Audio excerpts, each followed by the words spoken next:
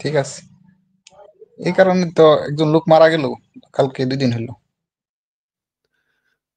র্যাবিসে? একজন মানুষ, জি জি, রেবিসে মারা গেছে, টিকা ফুল কোর্স নেওয়ার পরেও মারা গেল। এটা আসলে মানে আনফরচুনেট একটা কেস। এরকম হয় অনেক ক্ষেত্রে। কারণ এখানে সত্যি কথা বলতে কি মানে হসপিটালগুলোতে এই যে যাদের সাথে আমি কথা বলি, এই যে র‍্যাবিসের আজকেও মোটামুটি আমি ৩ জনের সাথে কথা বলেছি। শেষটা হচ্ছে এই যে মানে তারাবির আগে। এও দেখা যায় মানে এই ঘটনা। তো আসলে যেখানে সরকারি হাসপাতাল থেকে আপনি যে টিকাটা দিচ্ছেন, সেখানেও যে এটা সঠিক তাপমাত্রায় মানে এটা যে সংরক্ষণ করা হয়েছে কিনা সেটা আপনি জানবেন? না, ওই লোকটার কি হয়েছিল, নাকে কামড় দিছিল, নাকে কামড় দেওয়ার পরে সরকারি ভাবে গেছিল, পরে বলছিল যে মহাখালী নিয়ে যাওয়ার জন্য। তারা আর মহাখালী নিয়ে যায় নাই, ইয়া করছি, ওই কোন প্রাইভেট হাসপাতাল নিয়ে টিকা ভ্যাকসিন টেকসিন করাইছি। আবার আমরা তো সাধারণত জানা মতে কুকুরে কামড় দিলে সিলি চলে না, মানে সেলাই কাজটা চলে না আর কি। সেলাই করতে তো নিষেধ করা আছে আপনার। এই ধরনের কাটাছেঁড়ার মধ্যে যদি মানে খুব বেশি তারপরে এটা চিকিৎসক ডিসিশন নেবে, এমবিবিএস রা ডিসিশন নেবে, তারা জানে ভালো ভাই। তবে এখানে আ আ যেহেতু আসলে নাকের মধ্যে তো উনার তো রিক সহ প্রয়োজন। মানে হয়তো দিছেও ওই যে র‍্যাবিস ইমিউনোগ্লোবুলিন নাম তো শুনেছেন না? আইজি যেটাকে হ্যাঁ, বলে আরকি।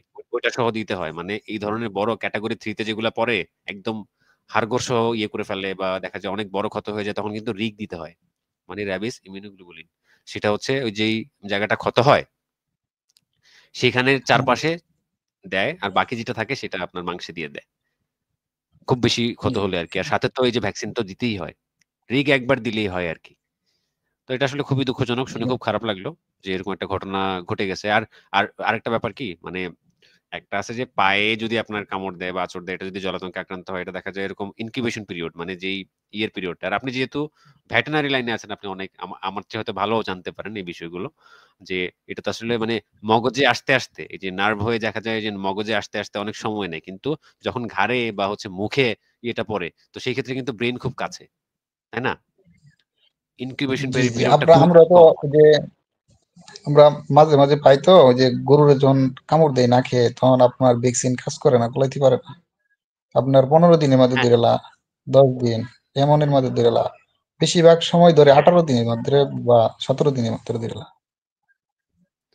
হ্যাঁ, হ্যাঁ, এটা আসলে খুবই ইয়ে মানে ঘাড় তারপর হচ্ছে আপনার আ মা মাথা, মুখ এগুলোতে দিলে খুব বেশি একটা সময় লাগে না। কারণ ব্রেইন কাছে আর এটা তো ব্রেইনটাকে আপনার আক্রান্ত করে ফেলে।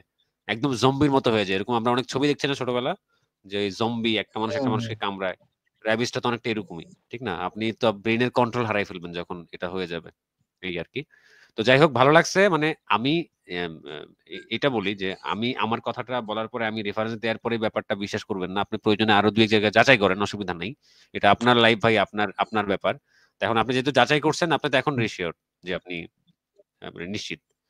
অবশ্যই যাচাই করবেন। সব জায়গায় হ্যাঁ, ইয়ে করুন। সরকারে এজন্য আমার গেছিলাম তো। ভালো লাগছে। হ্যাঁ, হ্যাঁ, বিষয়টা আমার আচ্ছা, ভালো লাগছে। আর তাহলে সুস্থ তাহলে থাকেন আর মাঝে মধ্যে যুক্ত হইয়েন। যখন লাইভে আসি যুক্ত হইয়েন। এই আরকি। আচ্ছা, আচ্ছা, আসসালামু আলাইকুম। তো রশিদ ভাই আপনার আর কোন প্রশ্ন না থাকলে আপনাকে বিদায় জানাই। আচ্ছা।